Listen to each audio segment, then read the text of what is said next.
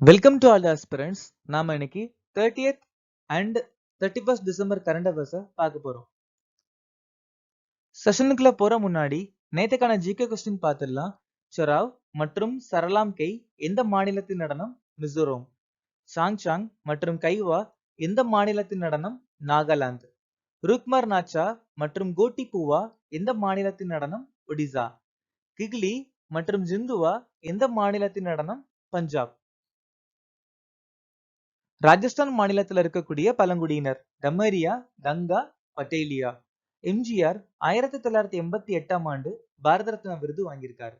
துளசிதாஸ் தோஹாவளி, சாகித்ய ரத்னா, கீதாவளி, வினய பத்திரிகா அப்படிங்கிற புத்தகங்கள் எழுதியிருக்காங்க. வர்த்தக சுதந்திரம் மற்றும் இரு அவைகளின் கூட்டு அமர்வை ஆஸ்திரேலிய நாட்டில இருந்து நம்ம எடுத்துக்கிட்டோம். மகாராஷ்டிராவின் மிக உயர்ந்த சிகரம் கல்சுபாய். 10வது ஐந்தாண்டு திட்டம் 2002ல இருந்து 2007 வரைக்கும் நிலுவையில் இருந்துச்சு. பாராளுமன்ற உறுப்பினர் பதவிக்கான தகுதி பிரிவு 84ல சொல்லியிருக்காங்க. பல்பீர் சிங் தோசன்ஜ் பத்மஸ்ரீ விருது பெற்ற முதல் விளையாட்டு வீரர். மோப்லா இயக்கம் 1921ஆம் ஆண்டு கேரளாவில் நடந்துச்சு. இந்த இயக்கத்துடைய தலைவர் சையத் அலி மற்றும் சையத் ஃபசல். பிஎஸ்இயின் தலைவராக நியமிக்கப்பட்டவர் யார்? பிரமோத் அகர்வால். தமிழ் மொழிக்கான சாகித்ய அகாடமி விருது பெற்றவர் யார்?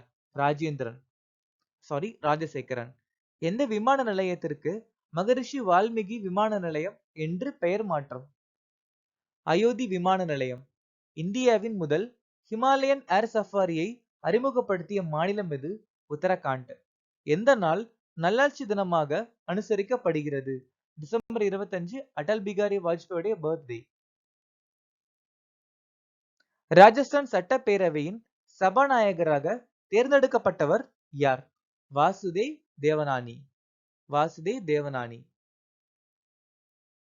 யூடி காதர் கர்நாடக சட்டமன்றத்தின் முதல் முஸ்லிம் சபாநாயகர். பாங்னோன் கோன்யாக் நாகாலாந்திலிருந்து மாநிலங்களவையில் முதல் பெண் உறுப்பினர்.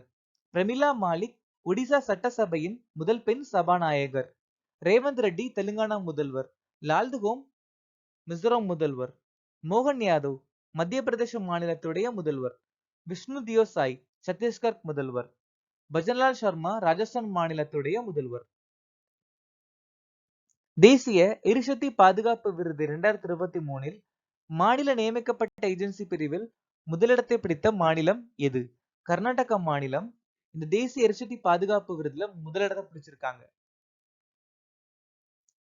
74வது குடியரசு தின அணிவகுப்புல உத்தரகாண்ட் மாநிலம் முதல் பரிசு வாங்கியிருக்காங்க. சிறந்த மாவட்ட பஞ்சாயத்துக்கான ஸ்வராஜ் டிராபி போன வருஷம் கொல்லத்துக்கு கிடைச்சிருக்கு. சர்வதேச பசுமை ஆப்பிள் விருது தெலுங்கானா மாநிலம் ஜெயிச்சிருக்காங்க இந்த வருஷம். 4வது தேசிய நீர் விருது 2023ல சிறந்த மாநில விருது மத்திய பிரதேசம் வாங்கியிருக்காங்க. யுனைடெட் நேஷன் வேர்ல்ட் டூரிசம் ஆர்கனைசேஷனுடைய சிறந்த சுற்றுலா கிராமமா தோட தேர்ந்தெடுக்கப்பட்டிருக்கு. உள்நாட்டு மீன்பிடிக்கான சிறந்த மாநில விருது உத்தரப்பிரதேச மாநிலம் வாங்கியிருக்கு. ஐநாவால் ஒட்டகங்களின் சர்வதேச ஆண்டாக எந்த ஆண்டு அறிவிக்கப்பட்டுள்ளது? 2024.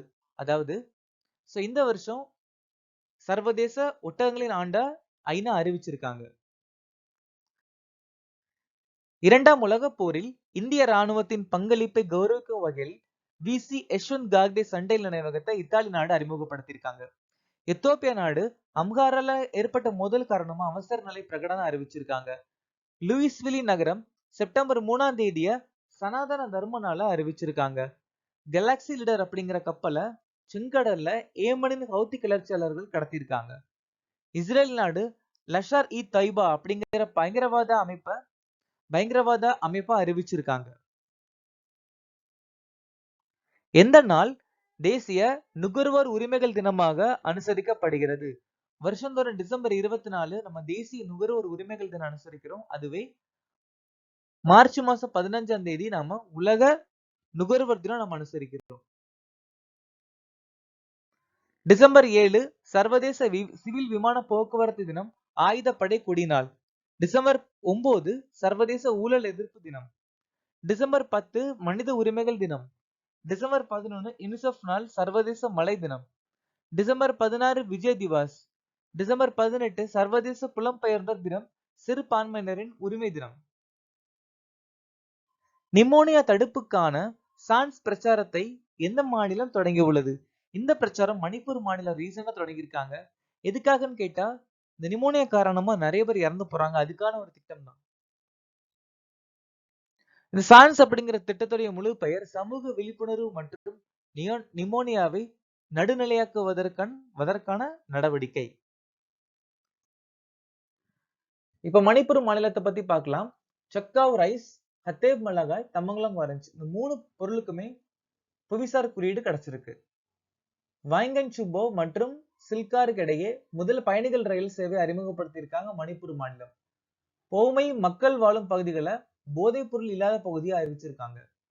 சிஎம்டா ஹைசி அப்படிங்கிற இணைய போர்ட்டல் அறிமுகப்படுத்தியிருக்காங்க மணிப்பூர் மாநிலம். இந்தியாவின் முதல் செயற்கை நுண்ணறிவு ஆர்டிபிஷியல் இன்டெலிஜென்ஸ் நகரத்தை எந்த மாநிலம் உருவாக்க உள்ளது? லக்னோ மாநிலம் தான் இதை உருவாக்க போறாங்க. லக்னோ மாநிலம், அதாவது லக்னோன்னு சொல்லலாம், இல்லைன்னா உத்தரப்பிரதேசம் சொல்லலாம். உத்தரப்பிரதேச மாநிலத்தில் லக்னோ அப்படிங்கிற நகரத்துல இந்தியாவின் முதல் ஆர்டிபிஷியல் இன்டெலிஜென்ஸ் நகரத்தை உருவாக்க போறாங்க. ஸோ அந்த நகரம் ஃபுல்லாவே ஆர்டிபிஷியல் இன்டெலிஜென்ஸ், அதாவது ஃபுல் அண்ட் ஃபுல்லி கேஷ், எந்த ரொட்டேஷன் இல்லாம மிஷின் அண்ட் ஆன்லைன் ப்ராசஸ்ல வேலை செய்யும் சொல்லியிருக்காங்க. இப்போ உத்தரப்பிரதேச மாநிலத்தை பத்தி பார்க்கலாம். உத்தரப்பிரதேச மாநிலத்தின் 2வது யானைகள் காப்பகம் தராய். உத்தரப்பிரதேச மாநிலத்தின் 4வது புலிகள் காப்பகம் ராணிப்பூர்.